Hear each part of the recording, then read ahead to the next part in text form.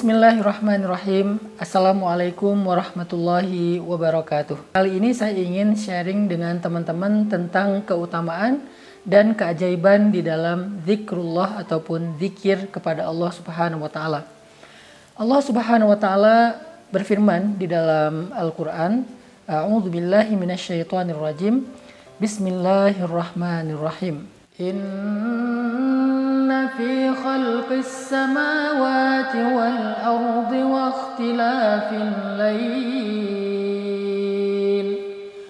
ikhtilafil layli wan nahari la ayatin liulil albab alladzina yadhkuruna Allaha qiyaman wa qu'udan wa 'ala junubihim الذين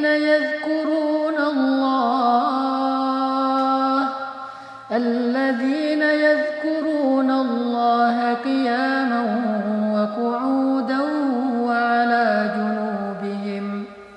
Di dalam ayat tersebut Allah Subhanahu wa taala menjelaskan tentang ciri orang-orang yang cerdas atau disebut dengan istilah ulul albab.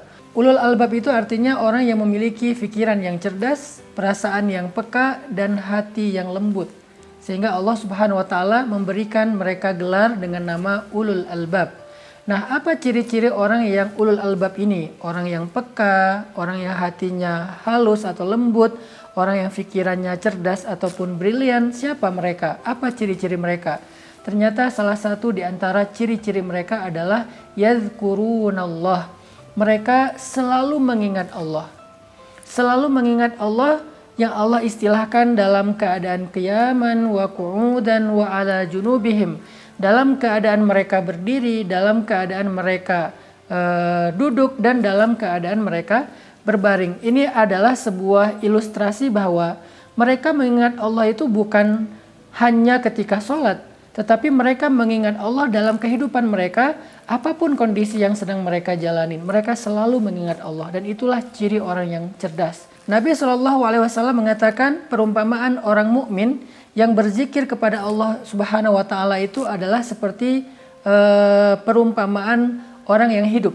Sedangkan orang yang tidak mengingat Allah atau berzikir kepada Allah itu seperti orang yang mati. Artinya kehidupan hati seseorang, jiwa seseorang itu ada di dalam zikrullah.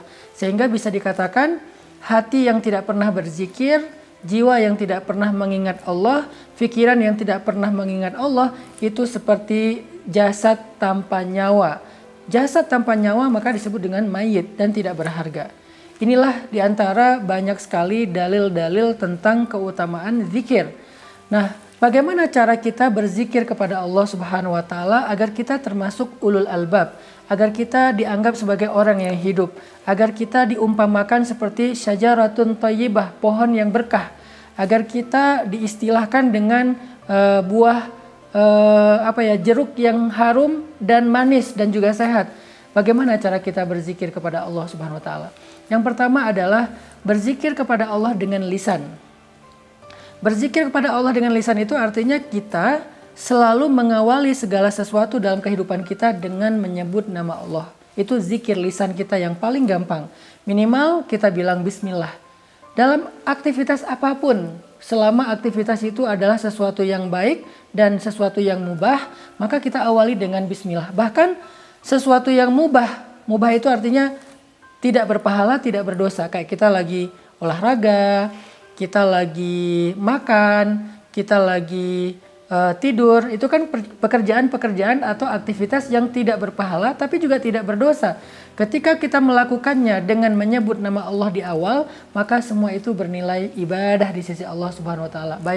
Bayangin teman-teman berangkat tidur tapi tidurnya bernilai ibadah. Teman-teman makannya bernilai ibadah. Teman-teman jalan keluar rumah, berangkat ke tempat kerja dan seterusnya, bahkan sekedar nongkrong bareng dengan gengnya, bareng dengan bestinya, kalau diawali dengan bismillah, menyebut nama Allah atau memention Allah, maka semua itu akan bernilai pahala dan ibadah di sisi Allah Subhanahu wa taala.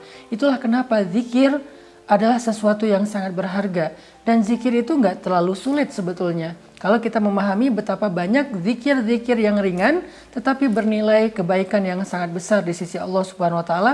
Salah satunya adalah zikir dengan menyebut bismillah di awal setiap aktivitas kita. Kemudian kita juga bisa zikir lisan dengan cara menyebut nama Allah dalam hal-hal yang lain selain mengawali sebuah aktivitas. Misalnya ketika kita takjub melihat sesuatu, kita mengatakan Masya Allah, kita katakan Subhanallah. Ketika kita dalam keadaan lemah, kita bilang La haula wa la quwata illa billah. Ketika kita ngerasa sendiri, kita bilang Hasbiyallah wa ni'mal wakil. Ketika kita gelisah atau ketika kita merasa nggak nyaman, kita katakan A'udzubillahi minasyaitonirrajim. Banyak lagi kalimat-kalimat yang di dalamnya ada nama Allah, maka itu bermakna zikir.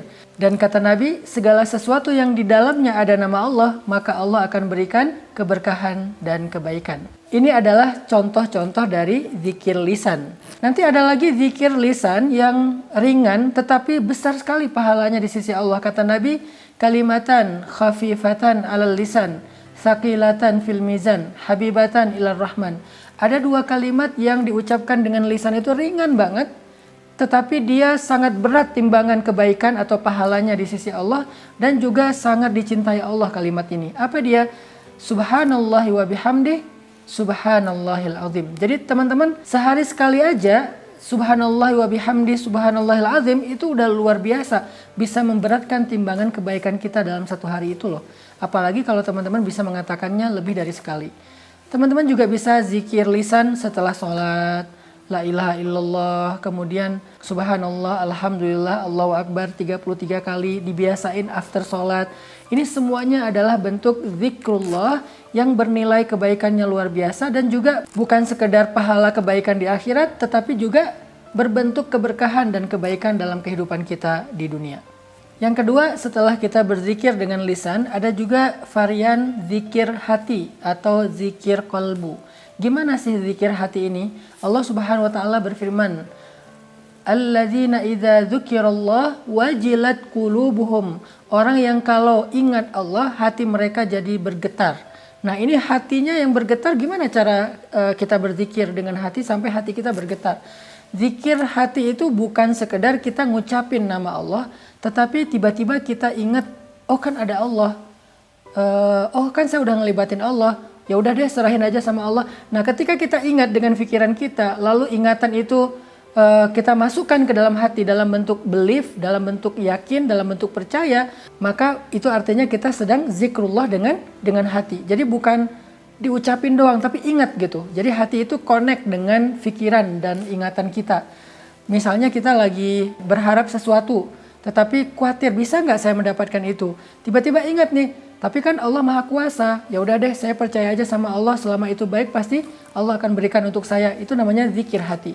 Atau ketika kita sedang dapat musibah, tiba-tiba kita ingat Allah, Allah pasti mau menggantinya dengan yang lebih baik dari ini kalau saya sabar dan saya ridho. Itu namanya zikir hati. Ketika kita mau berbuat dosa, tiba-tiba ingat Allah, jadi mengurungkan niat kita untuk berbuat dosa, jadi nggak berbuat dosa lagi, maka itu adalah zikir hati. Orang yang kalau hatinya berzikir diawali dengan mengingat Allah, maka insya Allah hatinya akan menjadi tenang. Allah Subhanahu wa Ta'ala berfirman, Ala bidzikrillahi tatmainnul qulub. Bukankah dengan mengingat Allah hati menjadi tenang? Jadi zikir hati itu artinya kita ingat Allah, bahwa Allah Maha Kuasa, Allah Maha Baik, Allah Maha Kaya, Allah Maha nggak tega, Allah Maha Pengasih, Allah Maha Penyayang, Allah Maha Penerima Taubat. Segala kebaikan Allah kita ingat sesuai dengan konteks masalah yang sedang kita hadapi, lalu kemudian kita belajar yakin dengan kebaikan Allah itu, insya Allah terasa di dalam hati kita dalam bentuk tuma'ninatul qalb, tenang hatinya, maka itu berarti kita sudah berzikrullah dengan hati itu. Semoga dengan dua bentuk zikir ini kita bisa mulai menjalankannya sedikit demi sedikit dalam kehidupan kita. Mulai dari zikir lisan, sebutkan nama Allah dalam segala aktivitas kita, sebutkan nama Allah dalam setiap ekspresi kita, takjub, sedih, senang, happy, segala macam, sebutkan nama Allah di dalamnya. Kemudian yang kedua adalah zikir hati dan pikiran dengan cara kita ingat-ingat nih kebesaran Allah, kebaikan Allah. kemudian belajar yakin dengan semua kebaikan Allah itu sehingga terasa hati kita menjadi tenang. Dengan demikian insya Allah kita udah punya sebuah amalan riyadhah yang menjadi modal kebahagiaan kita di dunia bahkan di akhirat.